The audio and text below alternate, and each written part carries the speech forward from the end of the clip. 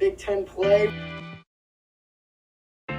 Excited to see maybe an offensive explosion this weekend. This Northwestern team is really, really fun to watch. With a new episode every week, we have the best coverage of Northwestern football, men's and women's basketball, and baseball. Come for the analysis, stay for the banter. It's WNUR Sports Podcasts.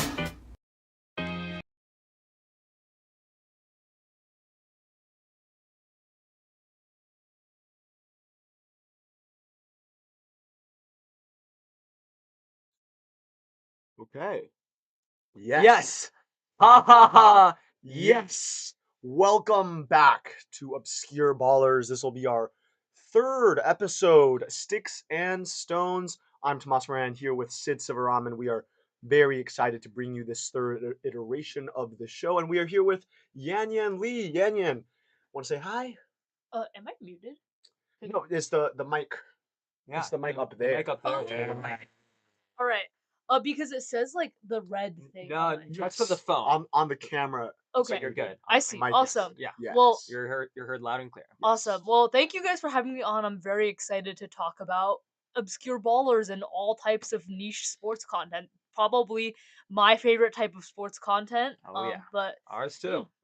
Absolutely. So we'll quickly go over how this show's gonna work. So we'll always have every week we'll have 3 segments. So we'll have our obscure ballers of the week, our deep dive, and our obscure game, which will be sink or swim this week. So without further ado, and first of all, shout out to the Chicago Bears for getting a big 31-14 win over the Dallas Cowboys. A win for the Bears is always pretty obscure. But Take it away. We will get right into our first segment of the week, Obscure Ballers of the Week, kind of a tradition for this show over the next few weeks. This is your chance to highlight a relatively unknown sports person. It could be a player, coach, athletic trainer, student manager, mascot, oil baron owner, South American vice president, superfan, anyone you want who made a name for themselves for you that week. All right, who wants to start us off? I'll take it. All right. Yeah. So, for some Northwestern angle, Tomas and I were both at the men's soccer game. I was as well. And Yanyan. Against Rutgers on Friday night. Absolutely wild Absolute finish cinema. to that game. Absolute cinema. And Joe Suetsky is the captain of Northwestern men's soccer and the leading scorer. So normally, probably would not make the cutoff probably for obscure ballers. But for this week, he made the obscure ballers cutoff for being a goalkeeper for the last 17 seconds of this one. Starting goalkeeper Rafael Ponce de Leon gets sent off for a big swat on another Rutgers player as Rutgers player tries to go for the ball. Rafael Ponce de Leon is like, no, I'm not having that. He swats him. Big fight. He gets sent off. Joe Suetsky says, you know what? I can play goalkeeper. Never mind that Northwestern has two backup goalkeepers on bench. Suetsky takes it, big goal kick, and they end up closing that one 2-1.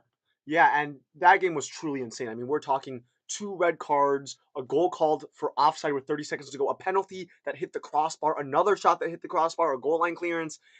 The fact that that's all in 5 minutes. Yeah, and that's in the last 5 minutes. The fact that the Cats walked away with 3 points in that one is insane. But we'll move on now. So my obscure baller, or really ballers of the week, are over in the UEFA Champions League. Now, I know what you're thinking. The Champions League isn't really that obscure, but these teams are at least, on the stage of, the most competitive, most viewed club competition on earth. So Karabakh defeated Benfica, multiple-time European champions Benfica, 3-2 in Portugal. So huge result. They're a team from Azerbaijan. For the Azerbaijani team. I mean, they've played in the Champions League before, but to get a big win against a big club on the road like that. And Karabakh has a really interesting story too, because they used to be from Karabakh, which is now a ghost town in Azerbaijan, but because of the war, they were forced to move to Baku, and now they're the biggest team in Azerbaijan, which is kind of crazy for a team whose city no longer exists. So huge result for them, but the true obscure ballers of the Champions League right now is Kairat. So Kairat is a team from Kazakhstan, Kairat Almaty. This is the first time that Kairat has qualified to the Champions League. This is the farthest, the easternmost team that has ever qualified to the Champions League. They are closer to the border with China than they are to any other team in the Champions League. So really, truly a big feat for them to qualify. And they played against Sporting Lisbon. So they also went to Portugal and they traveled 4,292 miles to go to Portugal. Quite the road trip. The largest travel or the largest distance between two teams that have ever played in the Champions League. Now they lost 4-1, sure. But at the end of the day, just being in the competition, shout out Edmilson, by the way, for getting that goal in the 86th minute for the visitors. Just to be in that competition, compete at that level, and represent And their the money club. you get. Right, the money you get, the advertisements, and representing their club, representing their country. It's not that often that you have, a Kazakh team, in such a prominent place. So shout out to Kairat Almaty, and now I'll throw it over to Yanyan. Yeah, so I'm gonna transition from the field to the water for my obscure baller of the week, and that is Ilya Karun, who is a two-time Olympic bronze medalist swimmer from Canada. I know being an Olympian is not super obscure, but I feel like most people in this club haven't really heard of him. So this week he competed at the Arizona State Intra Squad meet, which is his college team. He's a junior there, and he threw down some really fast times, like a 18.3950 freestyle, which is the same time that he swam at the 2025 NCAA championships. So in college swimming, basically the goal is to go progressively faster and save your fastest swims for the NCAA championships. So the fact that he's doing it this early on in the season is pretty crazy. But the obscure thing about Ilya is not how good he is at swimming, it's his backstory. Because Ilya, it was raised in Nevada, um, in Vegas, and he used to be a U.S. citizen. Actually, qualified to represent the U.S. junior national team when he was, I believe, in 2022, but he had to be removed from the team because they found out that he was born in Canada. Like, he didn't even know that he wasn't born in the US until then. So because of that, he had to switch nationalities and represent Canada. And he's been doing very well for the Canadians, as I said, Olympic medalist. And I don't really know how this happened. We don't really quite know the backstory yet. I've seen some commenters like circulate rumors that his parents are circus workers and that's why he was like moving around as a child and they didn't really know where he was born or that it wasn't really clear, but uh basically it led into that debacle with him being an elite swimmer. So that's my obscure baller of the week. Yeah, That's that's a insane. crazy story. Like to not, to find out that you're from another country. Normally is kind of crazy, but in the realm of like Olympic sports, where like nationality is so like unbelievably important. Like it kind like the story kind of reminded me of this player who is the all-time leading scorer for Equatorial Guinea in soccer, Emilio Insue, and this guy apparently they judged after the fact, he's now like 35, that he should have never been eligible to play for them in the first place. And so he was supposed to be like a Spanish national, but he was in 2024 FIFA rule that he was ineligible to play for Equatorial Guinea for his entire career. And this guy is like their leading scorer with 22 goals and like 46 appearances for 10 years. Like, it in like the realm of like Olympic sports, like that is so it causes so many problems. Right, and the thing is, the athlete doesn't even know. Right. Like that's the craziest. Like, and there's nothing you can blame them about, right? Like, Yeah. you grow up and you think you're one nationality, and to come to find out, or that is wild. Yeah. So, with that, our quick rapid fire obscure ballers of the week, we now go into probably our favorite segment on here, which is the deep dive, which is our chance for the chance for our guests to really show their skills and their obscure knowledge, Expertise, that you don't really have any other platform to talk about. So Yanyan, kind of tell us what's on your mind lately. Yeah, so I've been thinking a lot about the Women's Lacrosse League, which, yes, Northwestern is a big lacrosse school, but a lot of the school's alumni, after they graduate, typically in the past, there just hasn't really been a place to play professional lacrosse. But the Women's Lacrosse League launched last year is creating that opportunity. It's the third iteration of a professional women's lacrosse league in the last, I believe, decade or so. Because at first there was the WPLL from 2018 to 2020 that folded because they didn't have enough funding and COVID and all that.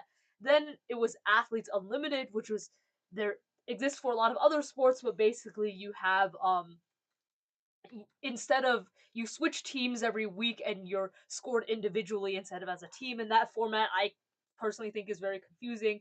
But the newest iteration is this women's lacrosse league, which is founded by Paul Rabel, who's already the commissioner of the Premier Lacrosse League, which is the men's lacrosse league. And they did a test run last year, where they had like a 2-week tournament and an all-star game. But this year they're full on expanding to a 11-week season running during the summer of 2026. And I'm just really curious to see if the third time is the charm here. I want to know how they're going to draft players, how they're going to base the team, because there's 4 teams in the league. And what they did for the 2-week Champions Series last year was they grouped a lot of like alumni from the same college onto one team. Like, for example, the New York Charging, where Izzy Skane is the captain, had mostly Northwest. All the Northwestern alum were on that team. Boston Guard, all the Boston College alum were on that team, and just like that. And I feel like even like that's a good way to get fans to like have a team allegiance, but also I don't think that's really sustainable if you want to have a full league. You can't just like group the college teammates with as professionally. So I'm really curious to see if if the third time will be the charm for women's professional lacrosse. And maybe like play commissioner here for me for a second. Like, what do you think might be the right formula for getting some success in building this kind of professional league? Like, if you were if you were Paul Rabel right now, like what are you looking at as like initiatives or like things you might change, stuff like that? Well, I actually think they're doing a pretty good job so far. I think this league has gotten, I think, more momentum, and I think there's more interest than there was here in the past leagues. And I think number one, the key to that is marketing, and I think they're doing well in that department. And like I understand needing to keep things under wraps, but we didn't know about the launch of this like full season until like 2 weeks ago. So they were just like riding off the momentum of this all-star game from July. And I think a lot of people were asking, like, why do you keep posting about this all-star game? Like, what is coming next, like, for this league? And I think, but that, like, I can't really fault them for. But in terms of marketing, I definitely would like to see them eventually, like, become a little bit more independent of the PLL, because I understand, like, following the men around and like grouping the league with the men's league for now, just because the men's league is a little more established. But if you want to have a professional league, you need to have your own identity and not just be like a continuation of the PLL. Yeah, and like, I mean, like, there is popularity in women's lacrosse. I mean, like, we all saw like Northwestern lacrosse and Chicago night. I mean, like that was unbelievable, and like there is totally a market for lacrosse if you go out there. And Yanyan, you talked about how this could be third time the charm. So there's been some attempts at this before. What ended up happening to those attempts, and how do you think that this new lacrosse league could succeed where those maybe weren't able to? Yeah, so like I said, the WPLL, which was like the first league, that ended up folding because there was a lack of funding, and I think it also didn't help that it was during COVID. Like once they were starting to like have a few seasons, COVID happened. So I think that's what happened to the first league. And then with AU, Athletes Unlimited, that league ended up actually shutting down like a few weeks after the WLL was announced. And I don't know what happened there, but I think a lot of people thought that maybe there was a correlation. And I also think that the format of the league, is a little confusing for the casual fan because you're used to having teams and not having a team attachment. And so if you're switching teams every week, like that kind of defeats the purpose. So I think having this new league that doesn't have COVID has a lot of like the backing of a bigger league and like has a lot of good marketing. I know 2 weeks ago they had some of the top players like sitting courtside at the New York Liberty Day game. I thought that was a really good way to like market themselves at another bigger women's sports event. So I think they're on the right track. Yeah. On something like we kind of like doing as a thought experiment, like when Northwestern women's golf won the national championship, we went back in the golf archives to before Northwestern had a women's golf team and said what students at Northwestern would have been on that women's golf team, you know? And we found like Miriam Burns from like the 1920s, who was like a U.S. amateur champion, you know? Like what I like to ask is like, what obscure ballers from the past of women's lacrosse do you think would have shined in like a true professional women's lacrosse league? Oh my god, I feel like there's so many. Yeah. I mean, I feel like a lot of our recent alumni I mentioned, like Izzy Skane, Aaron Kuykendall, Lauren Gilbert, they're all playing in the league right now. But I'm thinking about someone like Kristen Kjelman, who played for Northwestern from 2004 to 2008. Some consider one of the greatest, if not the greatest, Northwestern lacrosse player of all time. Obviously, this was way before her time, but I think she's someone who definitely would have shined and would have loved the opportunity to play in the WLL. And honestly, like even going back, like some of our current coaches, like Kelly Amonte Hiller, she had a great career at Maryland before she was the Northwestern coach. I think she could have maybe extended her playing career a little bit longer if that kind of opportunity existed for her back then. Yeah. I mean, like, then going off of that, like, where, I mean, I don't even know, like, I probably would require some research, but, like, where are those players that missed the pro leagues? Where are they now, you know?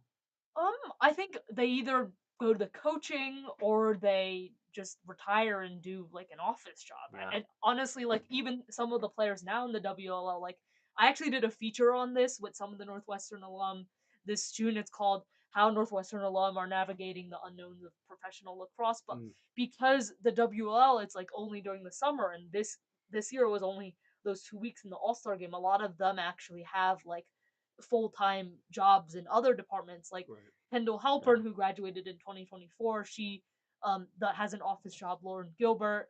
Some of them are coaches. I know Izzy Skane, her full-time job is like running lacrosse clinics across the country. Like the WLL is like not their full-time job. It's just something that they get to do to extend their playing career. But I think the goal is to have the league be established enough and sustainable enough for it to be people's full-time jobs. Right, and and to have players get full-time incomes and Yeah. really shine in a professional league. So yeah, super excited for the women's lacrosse league, the future of that, and what that entails. I mean, we will be following it closely, obviously. Absolutely, because, especially from you know, Northwestern. from a Northwestern perspective, it's like, you know, very relevant. we're gonna be like whatever the Duke or whatever of yes.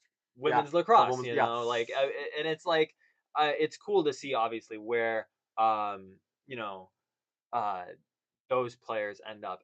We kind of have like a question here in the chat, and I think it might be a little relevant. It's like, I mean, for a lot of these like kind of obscure sports, you know, like especially like Olympic sports, like players end up getting funneled into like almost like gimmick events, you know? Yeah. And so like, I mean, Pablo Mara at the Athletic did a really long feature about this 1980s like WWE-esque soccer league, you know, because soccer had no popularity back in the day. And so like, I mean, are there any kind of similar events in like women's lacrosse that like maybe players are like, you know, I can't wait to put that era of women's lacrosse to bed, you know, of like, you know, it happens in other sports of like one-off events and like tacky marketing tactics, etc. I mean, I don't think that this is something that they want to put to bed, but I think before these like professional leagues came up, the only opportunity was to play for the US national team. And obviously, since lacrosse isn't going to be in the Olympics until 2028, at least for the women, um, there were only these like world championships and the world games. And I think next week, USA Lacrosse is hosting an event called the Atlas Cup, where like the US men's and women's national teams are going to be playing against typically other countries, but sometimes they'll play like the national champions in the college setting, like as an exhibition just for like fans to come watch and for players to get to play. Like I know a few years ago the Northwestern lacrosse team played against the USA U20 national team, and Maddie Taylor amongst a few other Northwestern players. They played on the U20 team and they played against their own team. Awkward. Yeah. Yeah.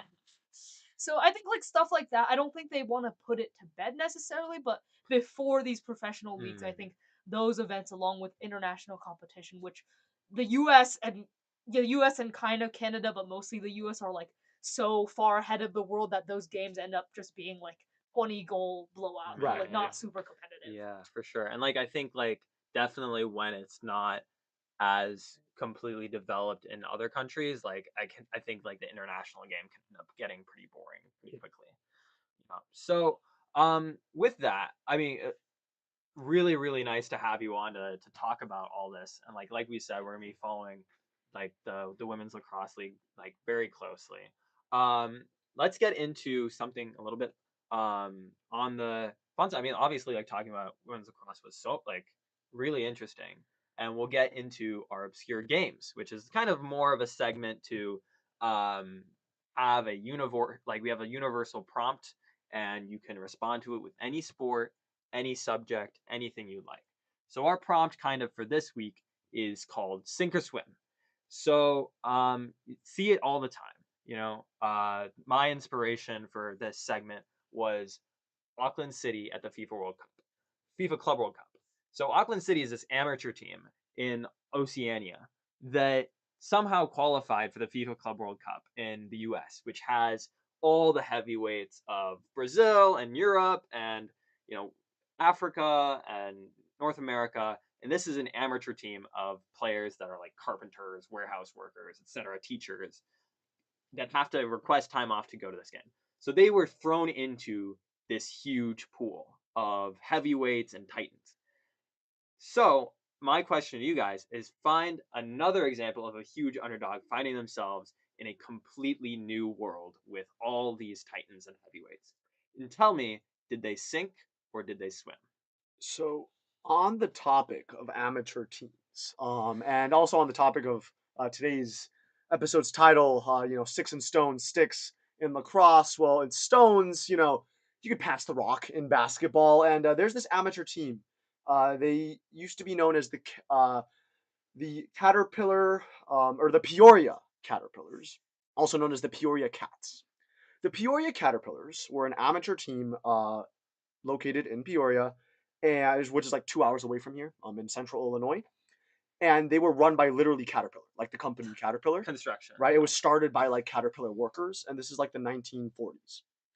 And they became one of the best amateur teams in the nation. They won 5 AAU tournaments, and this is kind of at the time when the NBA was like just starting up, but this was not professional at all. This was 100% amateur. And in 1952, there are a few members of the Peoria Caterpillars that went to Helsinki and won the Olympic gold medal with the U.S. national team. As the U.S. national team. Yes, but not just these players got called up for the U.S. In 1952, it was a few players that were called up. And then, and then, because so what happens is in 1952, a few players, they play for the U.S. national team. And then for the 1954 FIBA World Cup, so we have the FIFA World Cup, right, which is soccer. There's also a FIBA World Cup, which is for basketball. 1954 was the second iteration ever of the FIBA World Cup. It was being hosted in Brazil. And at the time, the United States, in terms of like international competitions, it was quite disorganized. But they ended up sending, and then this is where what you said comes in, Sid, the Peoria Caterpillars as the U.S. national team. Like the Peoria Caterpillars were the U.S. national team. Like quite literally, they just copy pasted, like took the Peoria Caterpillars, sent them to Brazil, and they went to go play in the World Cup against all the other national teams. By the way, Peru was at the tournament. Now, shout out Peru. And in the 1954 FIBA World Cup, this U.S. national team, they start winning. Right, they're winning.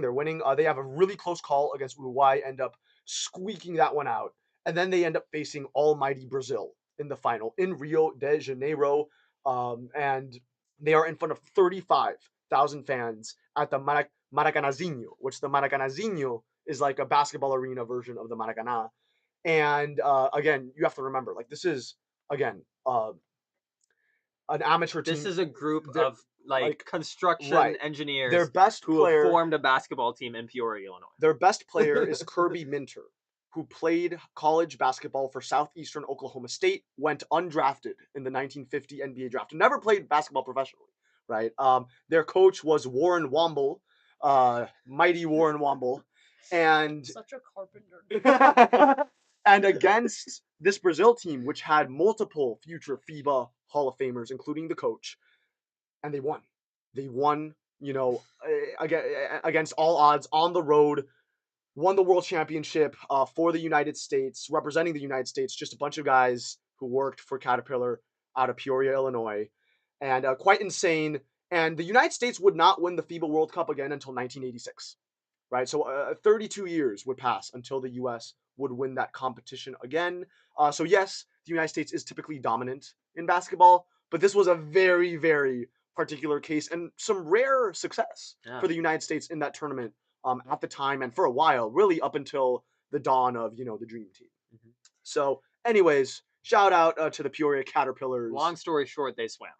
They swam, and the team doesn't exist anymore. It folded in 1960, unfortunately. Caterpillar wasn't really interested in, running a basketball team after the advent of the NBA. I think they should have kept it up, but oh well. But yeah, so Yanyan, we'll now throw it over to you for your sink or swim. Okay, first off, crazy that they were just like, oh, we won gold, overcame the odds, but no, we're just not interested anymore. Pretty insane. So I kind of misinterpreted the question. So my sink or swim is more of a hypothetical because this event perfectly fine. That's valid. That's valid. The MPFSF, which is the Mountain Pacific Sports Federation, it's a college sports conference with only non-revenue sports. So like they don't have any like official members. All of their members are affiliates. Like they belong to other conferences. They belong to other conferences for like most sports, but they belong to like the MPSF for like water polo or gymnastics or whatever. But in 2026, they will be adding field hockey as a sport, and there will only be two conferences, which one of them is UC Davis, which makes sense, California, and the other one is Delaware. So wait, so this is a conference of two teams? Yes. Fun. That's so much fun. The reason why both teams are in this conference is because I know with Delaware it's because they wanted to join the CUSA for football after leaving the CA, but that conference doesn't have field hockey, and because they couldn't find another conference, they were like in an agreement with UC Davis to like, hey, why don't we just make this new conference and just have these two teams like playing against each other? And I don't know, Delaware won a national championship in 2016 for field hockey, so they're kind of like a more historically successful team. UC Davis, not as much. So I'm very interested to see how this like quote unquote conference play works and if it benefits. And the conference may well not actually swim, or we'll see. Well, to be determined. To be determined. There will definitely be a lot of coast to coast travel. I don't know how that's gonna. Very very interesting geographic. But anyways, that will do it for today. We now have this half-hour show, 7 to 7:30, so it's pretty snappy. But we had some fairly good fun stories, good conversations, tons of fun. But yeah, so thank you so much to our wonderful guest Yanyan Li for joining us today on the show. And yeah, we will see you back here next week for the 4th episode of Obscure Ballers, and make sure to check out her take, which is now coming up on the Sports Block here on YouTube as well as on 89.3 FM. I'm Tomas Moran. I'm Sivaraman. And thank you so much for joining us. Stay obscure.